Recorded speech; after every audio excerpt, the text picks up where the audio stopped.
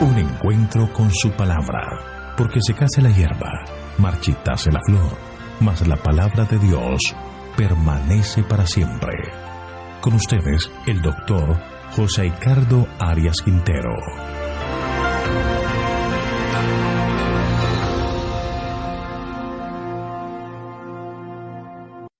Hoy vamos a estudiar Amós capítulo 9, el canastillo de fruta de verano.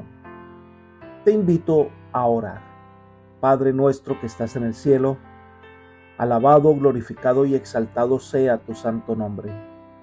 Señor, te agradecemos por todos los cuidados que tú nos profesas, porque nos regalas este día de vida y esperamos comenzar este día abriendo tu palabra y estudiando el mensaje que tienes para nosotros. Por eso pedimos la presencia de tu Espíritu en nuestro medio. Solo Él tiene la capacidad de darnos sabiduría y de entender tu palabra. Gracias, Señor, por escuchar nuestra oración y responder, pues lo pedimos en el nombre de Jesús. Amén. Con los capítulos 8 y 9 del libro de Amós llegamos al final del estudio de este profeta menor. Amós era un hombre sencillo, un hombre de campo, llamado a ocupar un lugar en la historia de Israel como profeta del Señor. Debía dar un mensaje de juicio, pero también debía hacer un llamado al arrepentimiento. Ahora, el capítulo 8 de Amós habla del propósito de esta visión, que era mostrar que el pueblo estaba maduro para el juicio y se estaba agotando la tolerancia divina. Dios llamó a Israel vez tras vez para que se arrepintieran de su pecado, que dejaran la idolatría, que le buscaran de corazón. El Señor les perdonaría, pero todo este tiempo que Dios les había dado para que se arrepintieran, lo que hizo fue la prolongación del pecado de Israel. Entonces, Dios ejecutará su juicio contra este pueblo rebelde. La primera parte de este capítulo nos dice que Israel está maduro para el castigo. En los versículos 1 al 3 dice: Esto me mostró Jehová el Señor, un canastillo de fruta de verano, y me preguntó: ¿Qué ves, Amós? Y respondí: un canastillo de fruta de verano. Y me dijo Jehová: ha venido el fin sobre mi pueblo Israel, no lo toleraré más. Y los cantores del templo gemían en aquel día.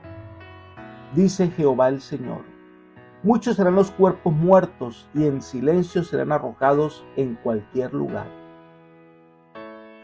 Aquí se le presenta al profeta un canastillo de frutas maduras. Cuando la fruta está a punto, pues debe ser recogida. No se puede dejar para otro momento. En este caso se refiere a la fruta que madura temprano. Puede ser una referencia a las brevas o higos tempranos. El propósito de esta visión era mostrar que el pueblo de Israel estaba maduro para el juicio, estaba agotándose la tolerancia de Dios.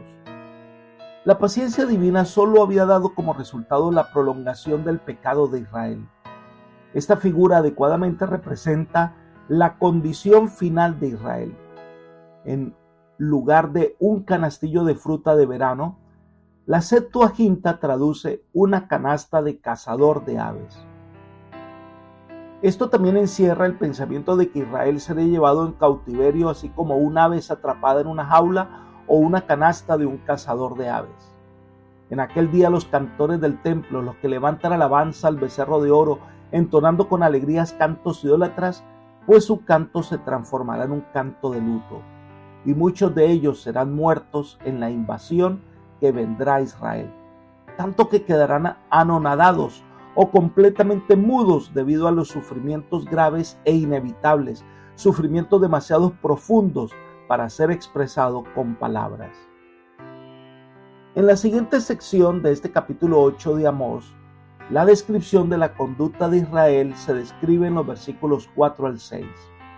Leamos: Oíd esto, lo que explotáis a los menesterosos y arruináis a los pobres de la tierra, diciendo: ¿cuándo pasará el mes y venderemos el trigo, y la semana y abriremos los graneros del pan? Entonces achicaremos la medida, subiremos el precio, falsearemos con engaño la balanza, compraremos a los pobres por dinero y a los necesitados por un par de zapatos, y venderemos los desechos del trigo. Estos hombres no fueron solidarios con los pobres y menesterosos. Por el contrario, ellos guardaban el novilunio o primer día del mes, que era dedicado a servicios religiosos, y sin duda era un día donde se suspendía todo negocio. Pero lo hacían solo por cumplir un requisito y una tradición, y querían que esa celebración fuera rápida. Este es un ejemplo de una observancia de tradiciones sin un verdadero espíritu de consagración. Es más, ellos querían que se terminara rápido para poder comerciar, robar, engañar. Un culto tal se convierte más en una maldición que en una bendición. Una práctica religiosa verdadera debe impactar la manera en que comerciamos, en que trabajamos o en que mostramos compasión al pobre. En este aspecto, la religión no tiene sentido y se demuestra esa falta de conexión con Dios de alterar las pesas al cobrar más de lo que se debe al pobre, al tratar de hacer trampa con toda transacción sin importarle el mal que le haga a otro. Muestra clara de un alejamiento de Dios y su voluntad. Debido a esa conducta impía, el Señor juró por la gloria de Jacob, es decir, por sí mismo, por sus planes y por su dirección. Miremos los versículos 7 al 10. Jehová juró por la gloria de Jacob: no olvidaré jamás ninguna de sus obras. ¿No se estremecerá la tierra por esto? ¿No llorarán todos sus habitantes? Subirá toda ella como río, crecerá y mermará como el río de Egipto. Aquel día, dice Jehová el Señor, haré que se ponga el sol a mediodía, cubriré de tinieblas la tierra en el día claro. Cambiaré vuestras fiestas en lloro y todos vuestros cantares en lamentaciones. Haré que toda cintura vista tela áspera y que se rape toda cabeza. Y volveré a la tierra como en llanto por el hijo único, y su final será como día amargo. Este pasaje nos dice que Dios levanta su voz jurando contra la gloria de Jacob. En la Septuaginta se traduce así la primera mitad de este versículo: el Señor jura contra el orgullo de Jacob. En este caso, los hechos motivados por ese orgullo y no los propósitos de ese orgullo. Dios llama al pueblo al reavivamiento, y si el pueblo responde, Dios le restaurará, les dará lluvia temprana y tardía, y el Espíritu Santo llenará el corazón de todos para proclamar el mundo la salvación que Dios ofrece. Pero la realidad es que el pecado de Israel ha sido notorio y han llegado al colmo de todo, y entonces pregunta: ¿no se estremecerá la tierra por esto? ¿No llorarán todos sus habitantes? La maldad de Israel es tan grande que la tierra misma no aguanta tanto mal, y se estremecerá la tierra y se inundará como lo hacía el Nilo sobre Egipto. De esta manera el mal llegará sobre Israel y nadie escapará. El día del Señor vendrá y nos recuerda que ese día del Señor viene acompañado de fenómenos en el sol. La tierra se oscurecerá al mediodía. Esta señal en particular, que se repite en todos los anuncios del Señor, marca el inicio del tiempo del fin. Pero estos fenómenos también se repetirán en la segunda venida de Cristo, cuando Él venga a dar a cada uno la recompensa que merecen sus acciones. En ese día, según el versículo 10, los que vivían en fiestas y francachelas ahora se vestirán de luto, como una madre cuando pierde a su primogénito. En aquella época el primogénito varón era el hijo más destacado, en el que la familia depositaba toda su esperanza. Era quien cuando llegara el momento se haría cargo de las cosas de la familia. Perder el primogénito traía un gran dolor a la familia. Era una gran pérdida para una familia israelita. El castigo que vendrá sobre Israel será tan grande que ellos llorarán como cuando alguien llora ante la pérdida de un hijo amado. Entonces el capítulo llega a su clímax en los versículos 11 al 14. Ciertamente vienen días, dice Jehová el Señor, en los cuales enviaré hambre a la tierra, no hambre de pan ni sed de agua, sino de oír la palabra de Jehová.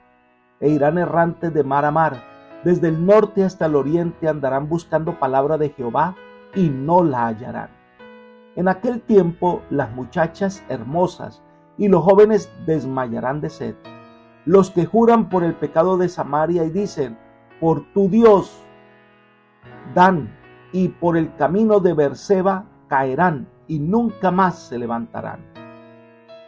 Este pueblo ha menospreciado la palabra de Dios.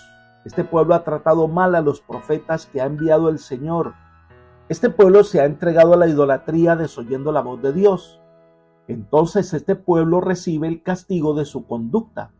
Y en el momento de angustia terrible, ahora buscan con desesperación oír algo de las indicaciones divinas, escuchar alguna palabra de aprobación de parte de Dios, pero no la encontrarán. Llegará un momento en que Dios dejará de hablar. Llegará el momento en que sus profetas no tendrán nada que decir. Y la razón es que este pueblo está tan endurecido por el pecado que no buscan al Señor para arrepentirse de su pecado, para dejar su mala conducta, que solo busca al Señor para ver cómo puede librarse de las consecuencias de sus transgresiones sin abandonar sus malos caminos. Ellos han contristado al Espíritu de Dios más allá de toda esperanza de arrepentimiento y reforma de carácter y no han dejado que el Espíritu los guíe al arrepentimiento. Siguieron sus caminos y ahí están las consecuencias. El tiempo de los llamados divinos ha pasado y ahora andan errantes, anhelando alguna cosa de la palabra de Dios y no la encontrarán. No hay alivio para su vida. Ya no podrán ir al templo a adorar a Dios y ya no oirán más la voz del Señor llamándoles al arrepentimiento. Todos desmayarán de sed, todos vivirán bajo aflicción, pero a pesar de eso, según entendemos del texto, ellos no abandonan su camino de maldad. Ellos siguen confiando en sus dioses falsos. Por eso caerán y nunca más se levantarán. Esta historia se volverá a repetir al final del tiempo, cuando las plagas caigan sobre la tierra, que serán los castigos más terribles que vendrán de parte de Dios sobre los hombres rebeldes. Ellos tratarán de encontrar respuesta a sus males y buscan desesperadamente alguna palabra de Dios, pero no la hallarán.